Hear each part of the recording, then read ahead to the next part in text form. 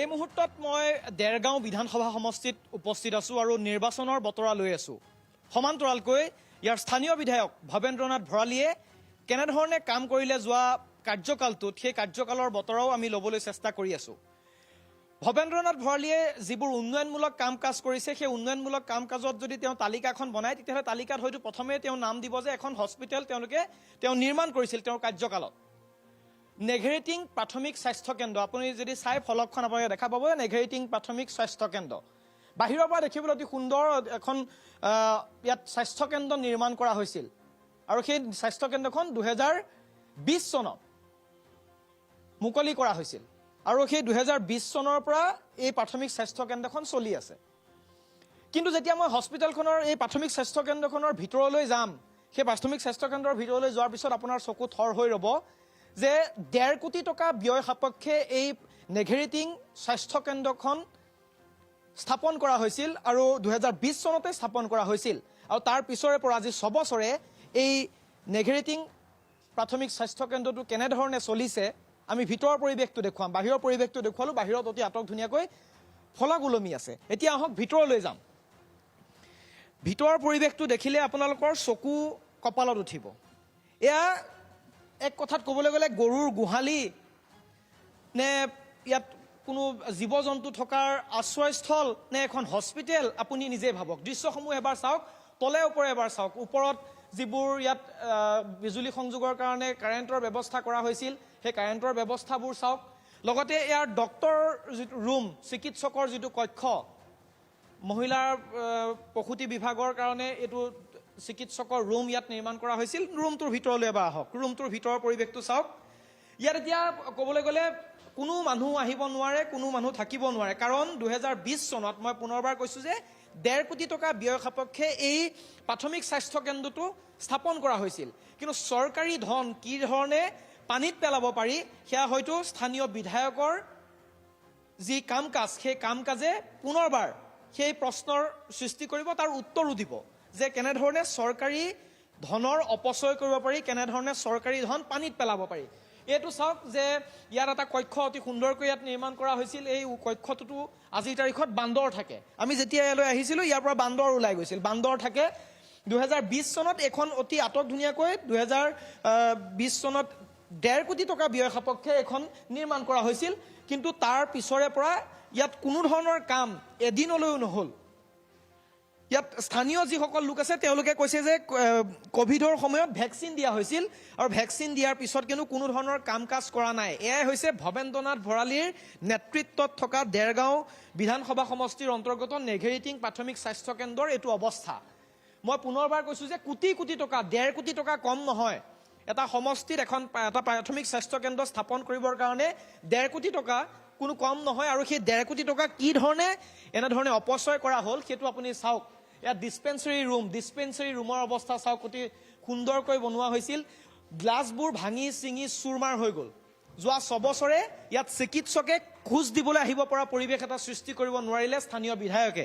আৰু এই পৰিৱেশটো দেখাৰ পিছত আপুনি চাব যে ইয়াত গৰু গোহালি নে ইয়াত জীৱ জন্তু থকা নে বনৰীয়া জীৱ জন্তু থকাৰ স্থান সেইটো আপুনিয়ে নিজে এবাৰ সুধিব পাৰিব। কাৰণ আমি ইয়ালৈ আহিছোঁ যে ইয়াত বান্দৰ ওলাই গৈছে, এতিয়া বান্দৰে সকলোবোৰ ছিগি ভাগি শেষ কৰি পেলাইছে।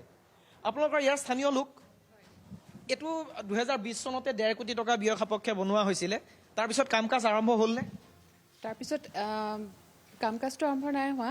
কৰোণা টাইমত ইয়াত ভেকচিন দিয়া হৈছিলে, তাৰপিছত ইমিউনাইজেশ্যন দিয়া হৈছিলে অলপ দিন। তাৰপিছত বান্দৰ মানে ভাঙি চিঙি শেষ কৰি দিলে বান্দৰে। চিকিৎসক আহিছিল নে নাই, বহিছিল নে নাই, চিকিৎসকে কাম কাজ কৰিছিল নে কিবা কেতিয়াবা? চিকিৎসকটো নাই অহা। চিকিৎসক নাই মানে পৰিৱেশটো নহ'লেই। আপোনালোকৰ ইয়াৰ স্থানীয় ফাৰ্মাচিষ্ট হিচাপে মই টি গাৰ্ডেন হস্পিটেলতে কৰ্মৰত।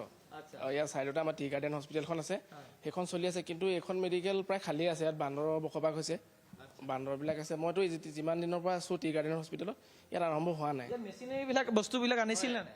লেবৰেটৰীও আছে। মোৰ বিশেষ বেছি দিন হোৱা নাই, মোৰ এবছৰে হৈছে টি গাৰ্ডেন হস্পিটেলত।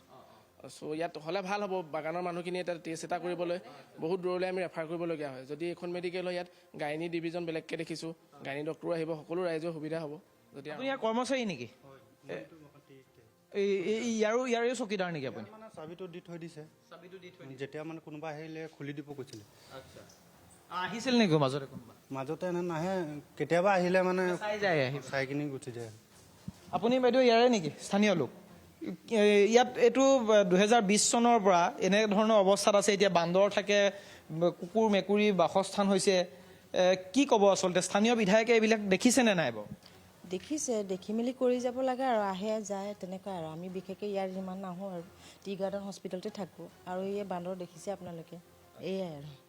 পৰিৱেশটো আপোনালোকে চাওক যে ডক্টৰ ৰুমৰ অৱস্থাটো চাওক। ডক্টৰ ৰুম এনেধৰণে নিৰ্মাণ কৰা হৈছিল, ফেন লগাতে থাকিলে, ফেন এনেধৰণে থাকিলে, সকলোবোৰ ভাঙি চিঙি এতিয়া এয়া চৰকাৰী ধন এনেধৰণে অপচয় হৈছে। আৰু এয়া বিধায়ক ভৱেন্দ্ৰনাথ ভঁৰালীৰ গৃহ সমষ্টি দেৰগাঁও, আৰু দেৰগাঁৱত যি ধৰণৰ এটা পৰিৱেশ আপোনালোকে চাওক। বাট পথৰ অৱস্থা শোচনীয়। স্বাস্থ্যখণ্ড যিটো ইয়াত স্বাস্থ্য বিভাগৰ ফালৰ পৰা বনাই দিয়া হৈছিল, সেই বিভাগটো আজিৰ তাৰিখত সুকলমে চলাব পৰা নাই। এনেধৰণৰ ব্যৱস্থা এটা গঢ়ি তোলা হৈছিল যে ইয়াৰ স্থানীয় লোকসকলে যেতিয়া তেওঁলোকৰ বেমাৰ আজাৰ হ'ব, তেওঁলোকে যাতে এই ওচৰতে আহি তেওঁলোকে সকলোবোৰ চিকিৎসা কৰিব পাৰে। এয়া লেবাৰ ৰুমৰ অৱস্থা চাওক। সকলোবোৰ ইয়াত যিবোৰ খিৰিকী আছিল, খিৰিকীবোৰ ভাঙি চিঙি চুৰমাৰ হৈ গৈছে।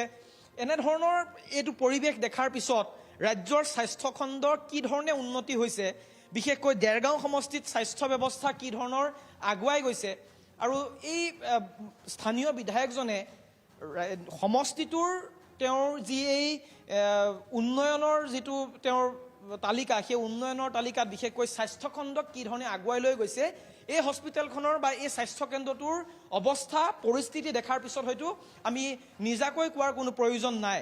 আৰু তাৰ পিছতো 2026 চনৰ নিৰ্বাচন আহিছে। 2026 চনৰ নিৰ্বাচনত এতিয়া তেওঁ পুনৰবাৰ ভোট বিচাৰি আহিব, পুনৰবাৰ এইখন মেৰামতি কৰাৰ কথা হয়তো তেওঁ প্ৰতিশ্ৰুতি দিব। কিন্তু সেই 1.5 কোটি টকা যি ধৰণে পানীত পৰিল, 1.5 কোটি টকাৰে এই ভৱনটো নিৰ্মাণ কৰা হ'ল, দামী দামী সামগ্ৰী ইয়াত লগোৱা হ'ল, কিন্তু তাৰপিছত যি ধৰণৰ এটা পৰিৱেশ পৰিস্থিতি দেখাৰ পিছত হয়তো আপুনিও ভাবিব যে এনেধৰণৰ জনপ্ৰতিনিধি আমাক লাগে নে নালাগে। নেঘেৰিটিং প্ৰাথমিক স্বাস্থ্য কেন্দ্ৰৰ পৰা কেমেৰা পাৰ্চন নিতুল কৃষ্ণৰ সৈতে মই লক্ষ্যজিৎ গোহাঁই, NKTV।